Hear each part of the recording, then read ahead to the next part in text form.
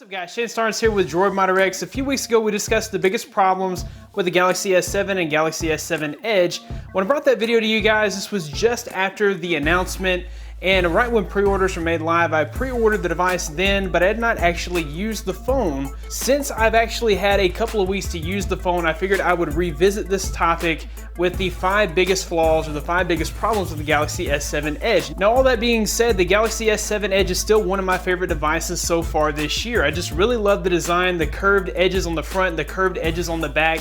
Just makes the phone feel great in the hand. It just looks really awesome. Pair that with a best-in-class display and a best-in-class camera, and you have one really amazing device. Now while this phone is amazing, there are still some problems with the device. I'm going to share with you guys the top 5 annoyances that I found with the Galaxy S7 Edge. Let's go ahead and get started. First of all, it is a fingerprint magnet, and just holding the thing just transfers all the grease from your hands onto the back of the phone, which looks super gross and yucky if you were to hand it off to a friend. But it's also super slippery, so you must have a case on the device or some kind of wrap or skin. And then also Gorilla Glass 4 on the front is supposed to be super scratch resistant and shatterproof.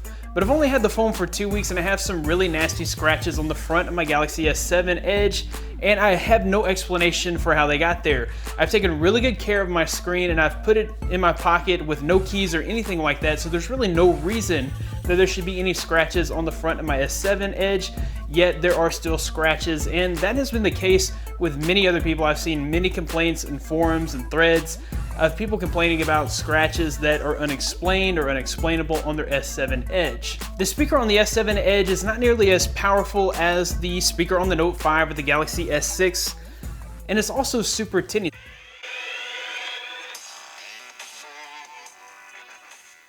So there's little to no bass at all coming through that speaker, and most of this is due to the water resistance.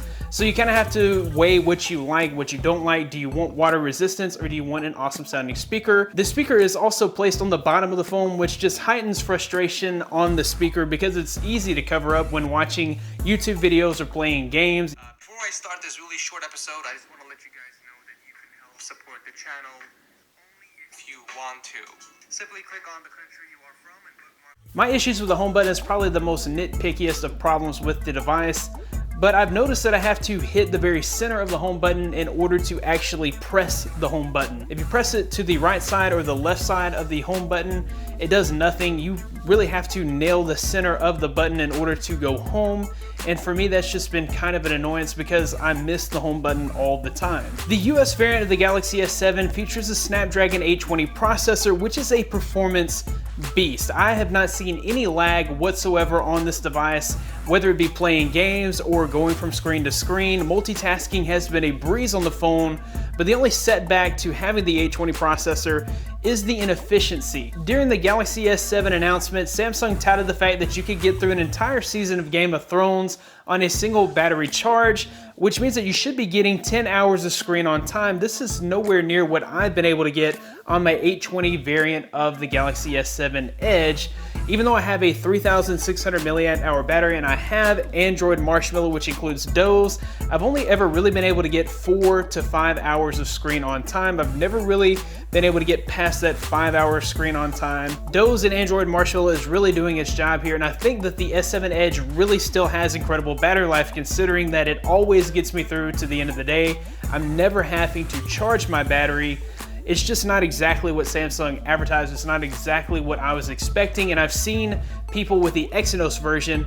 Jared Bush, the Smoking Android, he's one person that I know of personally who is able to get, up to 8 hours of screen on time, and I think it's simply the difference of processors, the Exynos being a little more efficient than the Snapdragon 820. So my only other little annoyances have to do with TouchWiz, the fact that the app drawer is to the far right, and the fact that when you download new applications, they're not thrown into the app drawer in alphabetical order, rather they're just thrown into the very last of the list. So this is not a list of reasons you shouldn't purchase the device, it's just the things that I have found annoying with the device myself. Maybe you would find them annoying if you were to purchase the phone. These are all just things that you should know to make an educated decision on purchasing a device. Anyhow guys, I hope you've liked this video. If you have, be sure to give it a big thumbs up, subscribe to this channel for more content like this in the future. You can find more of me at droidmodderx.com. Follow me on Twitter at droidmodderx. Thanks guys for watching. Be blessed. I'll see you in the next one.